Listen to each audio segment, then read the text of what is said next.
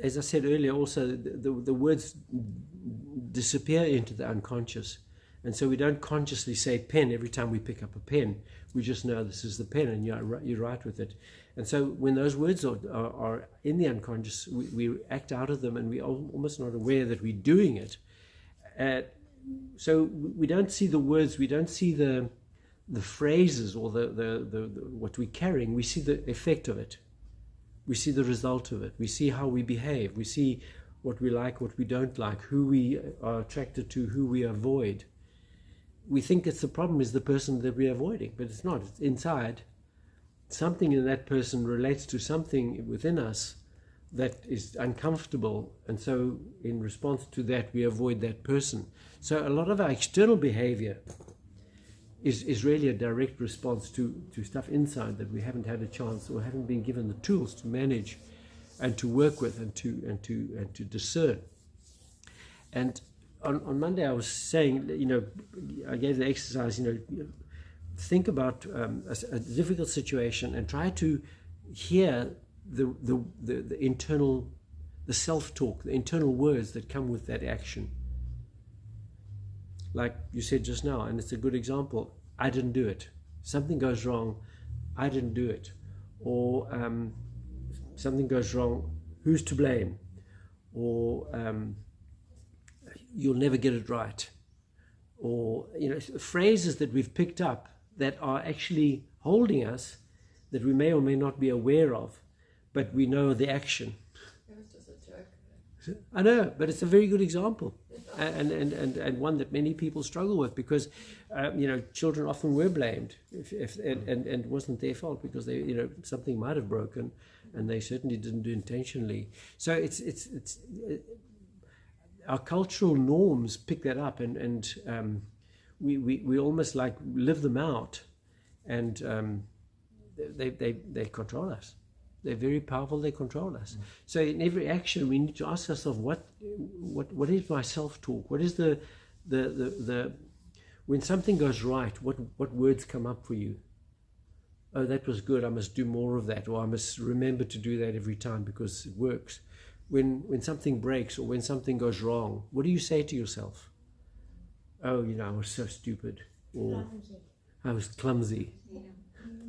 Or I never get it right, or I'm always unlucky, or nobody likes me, or all of those are assumptions, because they make a general statement out of something that might or might not have happened, but then it generalizes and says this is what is going to be said all the time.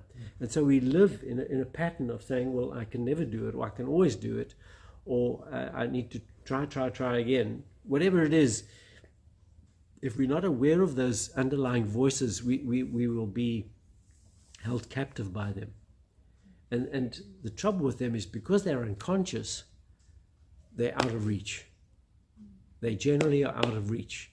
So, as you said, the words go into our unconscious, but because we're not working with them in the conscious, we're actually assuming their meaning without evaluating their meaning. So, we never say, is this a pen? What kind of pen is it? Oh, it's not a fountain pen, it's a ballpoint pen, and it's not a pencil. We just assume it's a pen, and that's all. So we take a lot for granted once we've defined an object or a situation or an event or an experience or a belief or an assumption, and then it goes into our subconscious, and then it defines our reality. But then we become trapped by that reality. And then we fight the reality, not the assumption we carry. So we're working with the wrong end of the problem. The problem is not whether we like something or not, or whether something's working for us or not. The problem is more with how we have named it and how we carry it.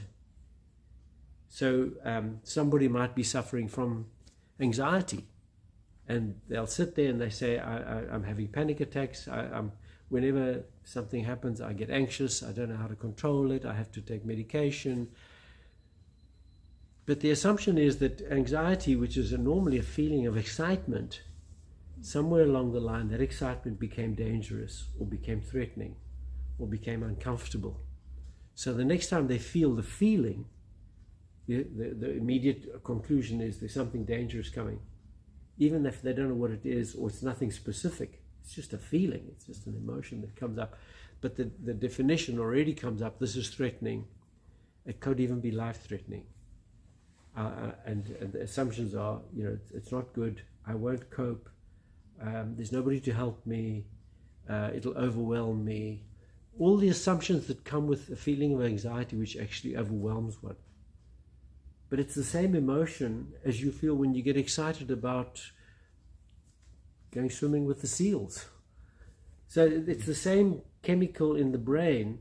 It's our interpretation of that experience or that emotion, that chemical, and we interpret it negatively, and it creates a whole syndrome which is very difficult to cope with.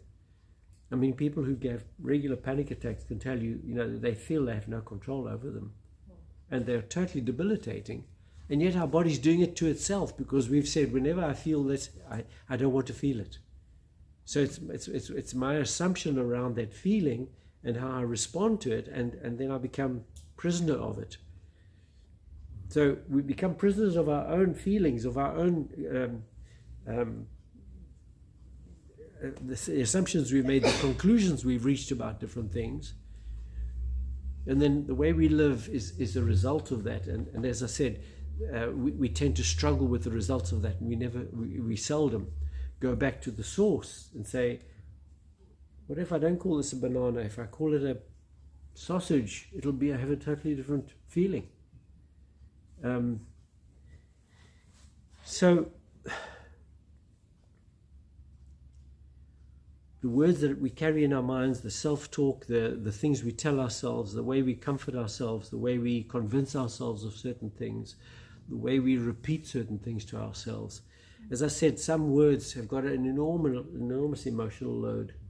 They might have been used on you as a child to punish you or to control you. And those words are almost like toxic, because the minute you hear the word, your whole body freezes. You're no good. Some people will laugh, other people will just crumble. You'll never get this right. You're so stupid. How many times must I tell you this?